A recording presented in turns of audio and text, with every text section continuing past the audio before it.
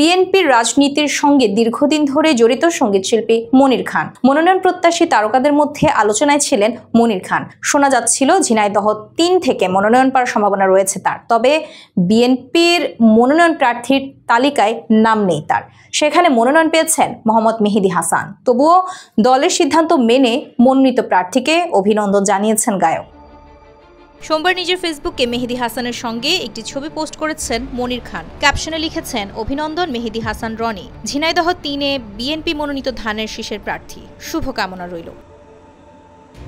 আগামী জাতীয় সংসদ নির্বাচনকে সামনে রেখে গতকাল সোমবার দেশের ৩০০ সংসদীয় আসনের ২৩৭টিতে মনোনয়নপ্রাপ্তদের নাম ঘোষণা করে বিএনপি। সন্ধ্যায় গুলশানে দলের চেয়ারপারসনের কার্যালয়ে এক সংবাদ সম্মেলনে মহাসচিব মির্জা ফখরুল ইসলাম আলমগীর প্রার্থীদের নাম ঘোষণা করেন। বিএনপির রাজনীতির সঙ্গে যুক্ত মনির খান সহ বিনোদন অঙ্গনের বেশ কয়েকজন তারকা। মনোনয়ন প্রত্যাশীও ছিলেন কয়েকজন। তবে প্রাথমিক বাছাইয়ে তারকাদের কারো ভাগ্যে জোটেনি দলের টিকিট।